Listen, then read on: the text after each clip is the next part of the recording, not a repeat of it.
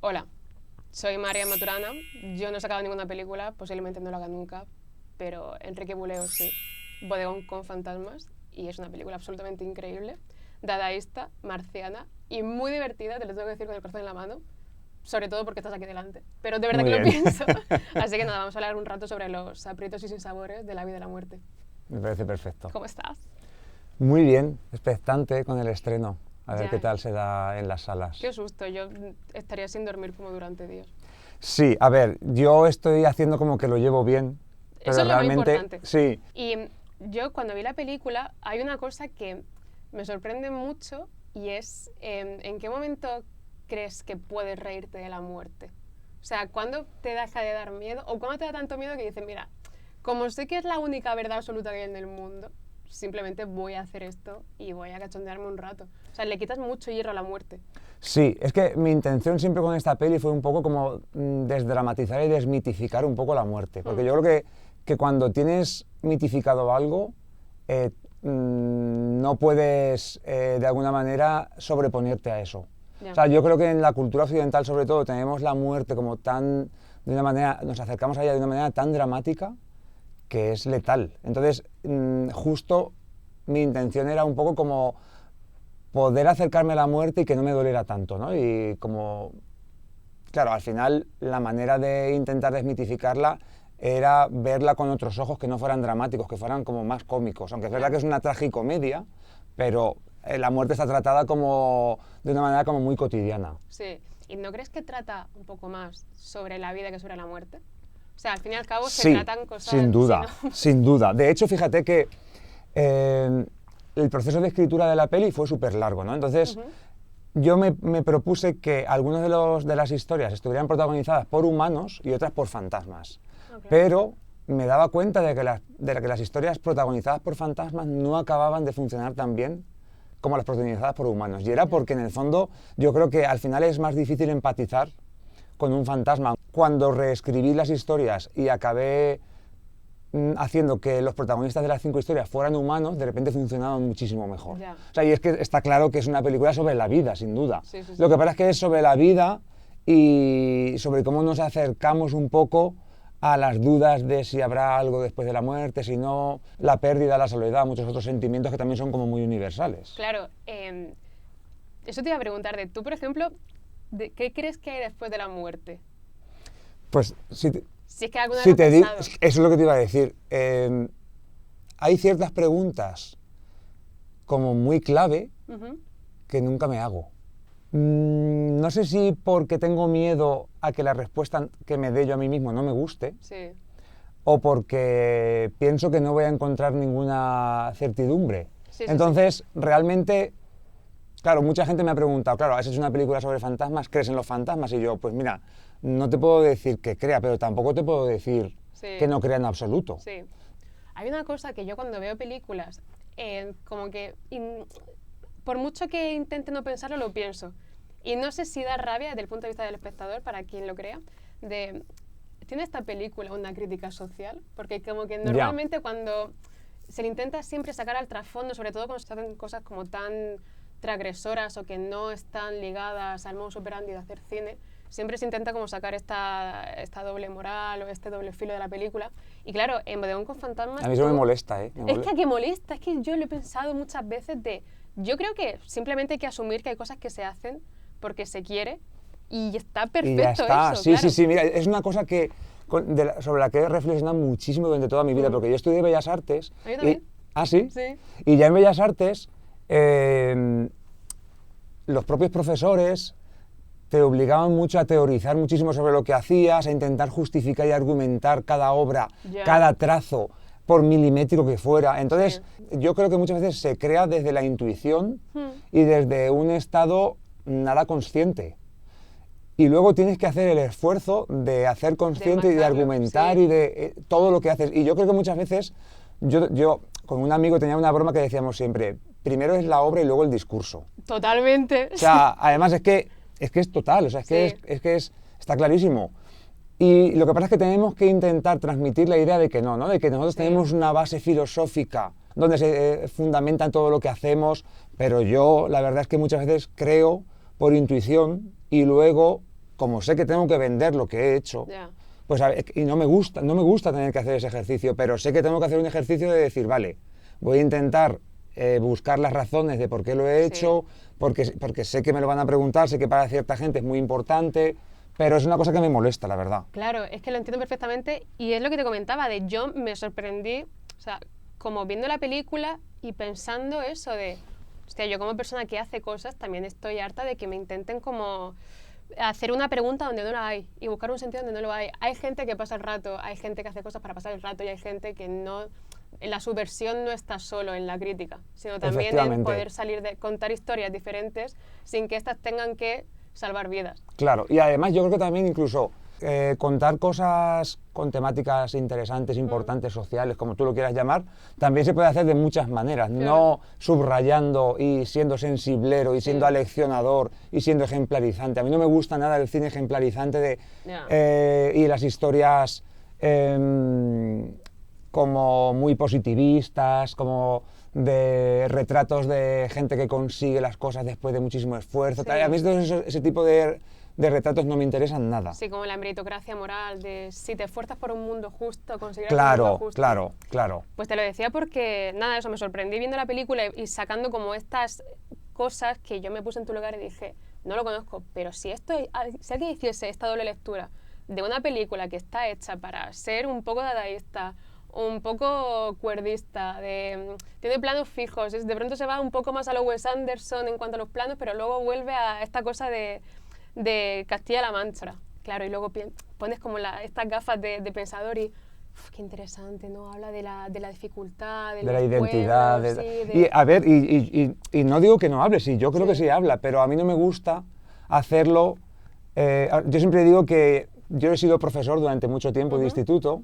Y yo siempre digo que me encantaría, o sea, que lo que intento evitar siempre con las cosas que hago como artista es que acaben siendo carne de clase de tutoría de la ESO. Película de ética, ¿eh? Película de ética, o sea, para transmitir valores súper obvia, súper sensiblera. O sea, es justo lo último que me gustaría hacer con las cosas que hago como artista. Entonces, en esta película yo creo que, o sea, yo siento que estoy hablando de cosas importantes, o sea, que no lo considero una frivolidad, pero... La muerte y la vida, claro. Claro, si fuera una frivolidad tampoco me importaría, porque me parece bien, pues está bien, pero es que aún así no creo que sea una frivolidad, lo que pasa es que sí que he intentado evitar hacer ese tipo de cine aleccionador y ejemplarizante con mucha moraleja, ¿no? Claro, y con mucha... sí, de es que eso me mata. La gente en los pueblos no puede ser quien realmente es, porque está bajo el yugo de... Sí, efectivamente. Sí, lo entiendo. Además, también yo creo que es complicado el categorizar las temáticas de las películas. Siento que está como terror, fantasía, romance y todo lo que es cajón desastre es comedia. Sí, un poco, sí. A ver, la verdad es que al final todo el tema de los géneros es un tema muy particular, porque bueno, esta película se mueve un poco entre varios géneros. Tiene algo de fantástico. Sí, esta película es no binaria. Incluso tiene algo de drama. Sí. Y tiene algo yo considero que es como una especie de tragicomedia rural, porque tiene algo de comedia, pero también tiene algo de tragedia. Sí. Pero claro, al final, en muchos entornos, en muchas revistas o algunos entornos cinematográficos, por ejemplo, la terminología de tragicomedia, que es como más de teatro, más que de cine, pues no se utiliza. Entonces, al final la califican de comedia. Yo digo, bueno, sí, comedia, pero... Claro, yo siento que a lo mejor también ese tipo de cosas es como preparar, más que una crítica hacia la película, es un poco como allanar el terreno al espectador para que se espere qué es lo que va a ver. Ya, lo que pasa es que, claro, en España se suele hacer un tipo de comedia muy concreta, que no suele ser esta. Sí, cierto. Entonces, que la gente vaya al cine esperando a lo mejor que esto va a ser otra cosa, no sé si puede ser contraproducente. Claro, pero también es lo que hablábamos antes de empezar a grabar, de que se están haciendo cosas que no... a lo mejor están dentro del campo semántico de la comedia porque no lo están en el de otro, un poco más diferente, no lo que estábamos hablando de más sarcásticas, como el Fantástica Cosa del Golem, como ahora Odeón con fantasmas. Y claro, es un género que ya existía con Berlanga, con Cuerda, pero que a lo mejor se ha perdido un poco. Sí, es que en el fondo yo creo que salen muy pocos ejemplos de ese tipo de comedia, un poco más irónica, más macabra incluso, o sea, como tiene elementos más oscuros, aunque es una comedia, pero no es una comedia como muy blanca, ¿no? Y como muy... Es como una cosa como muy española al mismo tiempo, pero al mismo tiempo tampoco se trabaja mucho. Claro, Es verdad que no sí, es sí, una sí. cosa que se haga muy a menudo. Sí, y una pregunta, ya por curiosidad.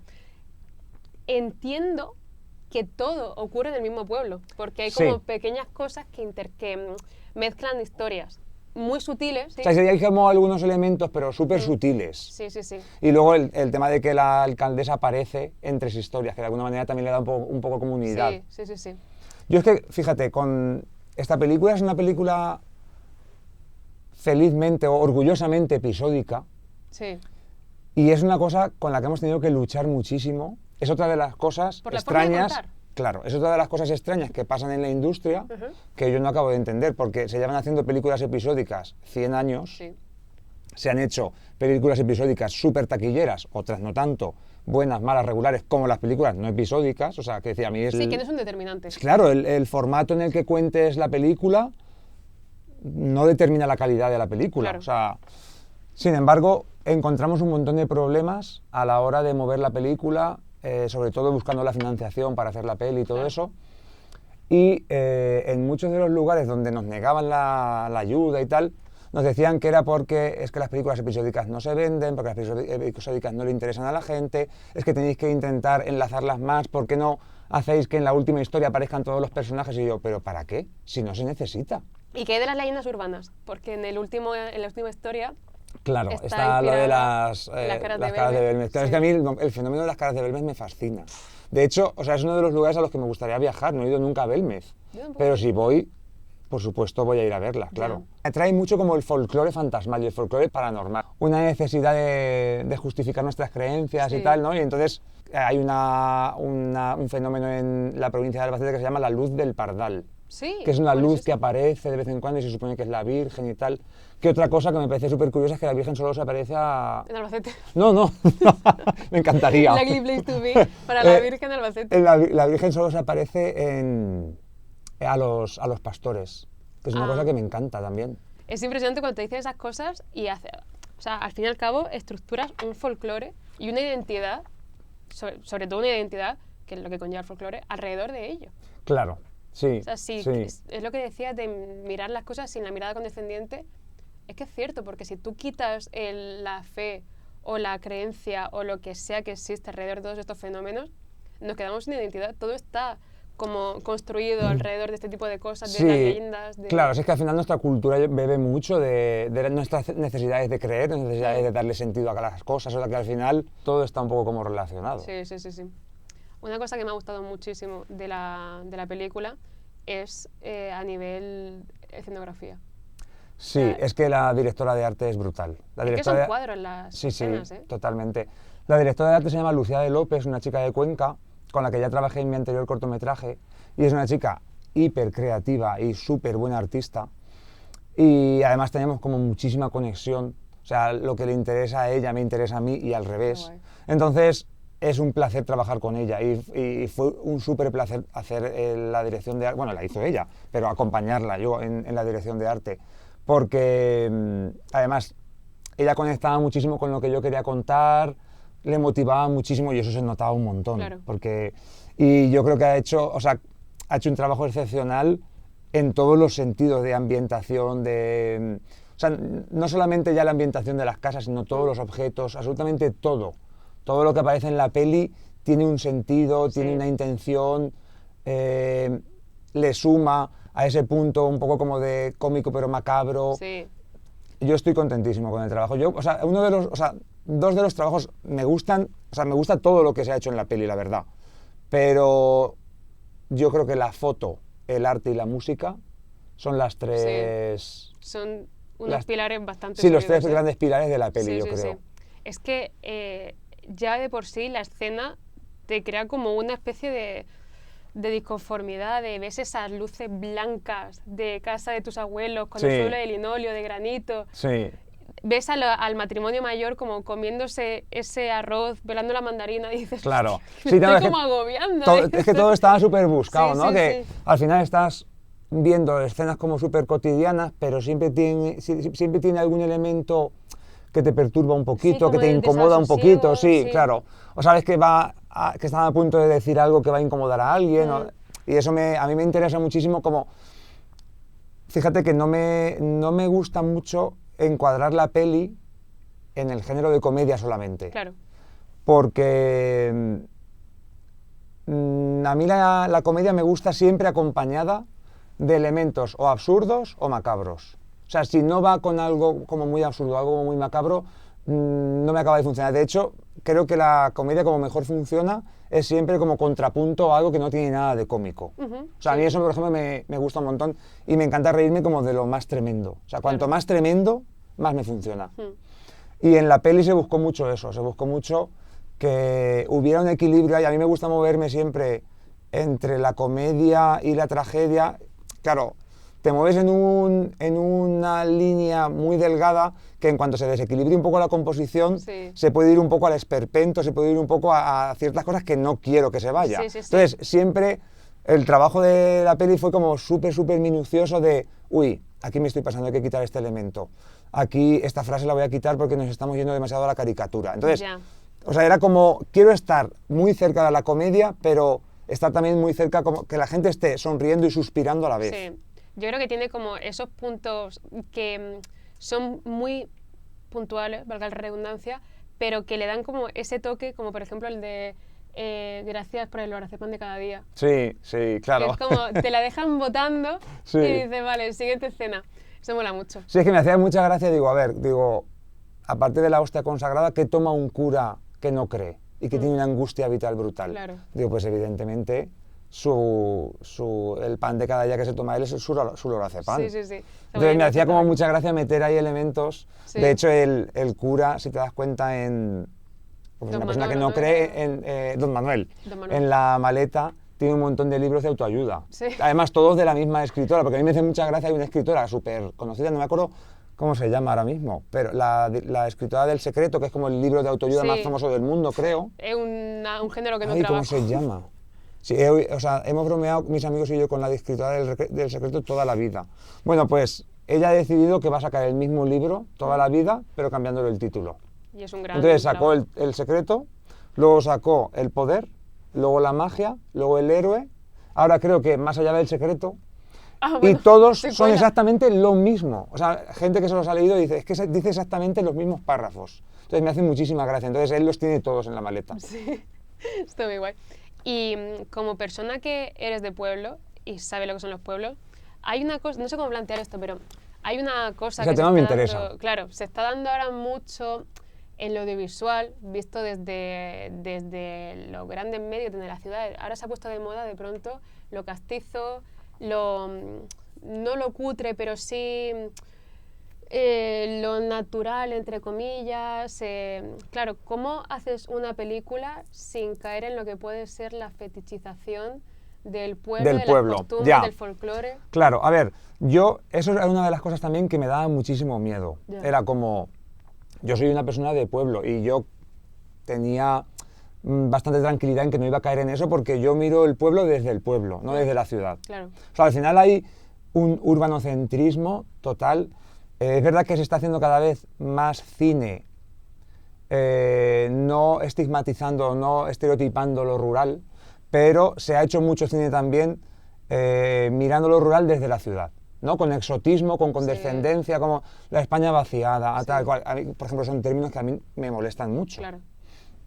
Entonces, yo sí que hice como mucho hincapié o tuve mucho cuidado en que no quedara una caricatura de los pueblos. Eso no me lo hubiera perdonado nunca. Claro. O sea, era como, esto no puede ser. De hecho, cuando estrenamos la peli en Sitges, hubo alguna crítica, no sé si fue en Sitges o después en algún otro festival, que decían, otra mirada sobre la España vaciada, un retrato de la vida en el pueblo. Y yo juraría que esto no es un retrato de la vida en el pueblo, como mucho es un retrato de la gente. Sí. Ni siquiera de la gente de pueblo. Al final, la película está hablando de cosas bastante universales, ¿no? Del miedo a la muerte, la soledad, la vergüenza, la pérdida, no sé.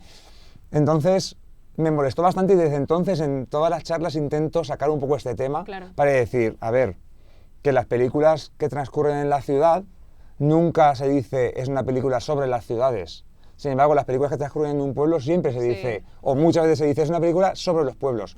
Es que no tiene nada que ver una película que transcurre en un pueblo a que sea una película sobre los pueblos. Claro.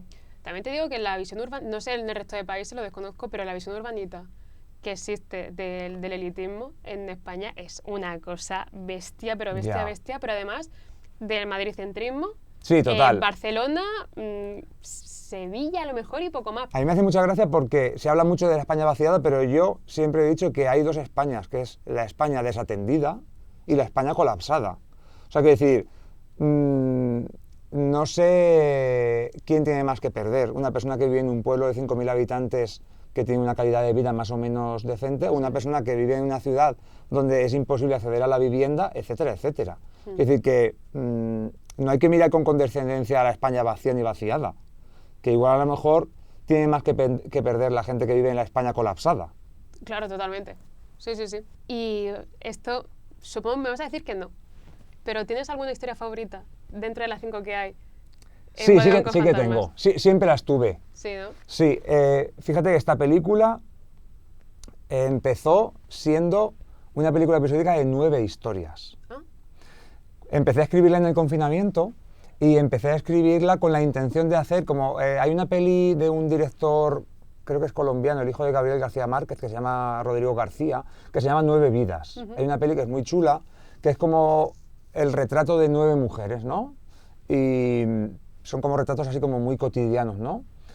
Y yo mi primera intención fue hacer como una especie de versión de 9 vidas, pero llevándomelo a mi terreno, ¿no?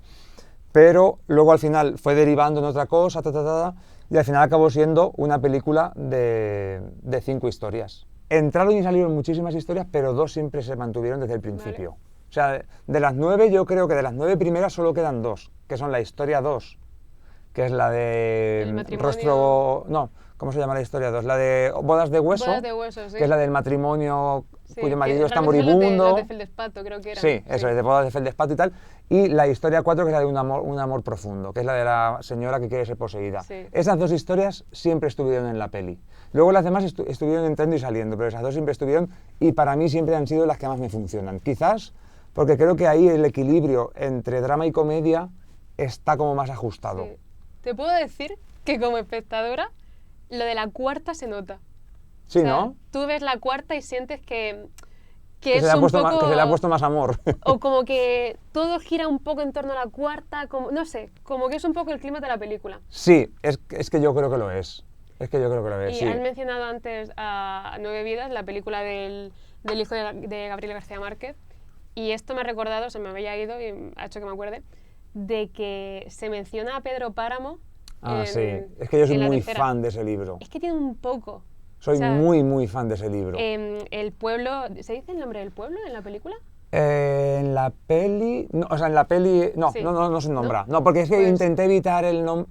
No quería ponerle el nombre de mi pueblo, que es donde hemos rodado, Villanueva de la Jara, pero tampoco me quería inventar el típico pueblo de casas de arriba, me parecía como un poco cutre. Entonces intenté mantenerlo un poco como en off para que de alguna manera pudiera ser cualquier pueblo. Pues para mí es la versión castiza del pueblo de Pedro Páramo. Sí, pues me parece un súper halago, porque es que a mí Pedro Páramo me parece brutal, o sea, me fascina ese libro y de hecho le quería hacer he hecho más homenajes a Pedro Páramo en otras cosas que he hecho y aquí le quería hacer un homenaje y entonces justo cuando las fantasmas están jugando a Pedro, papá,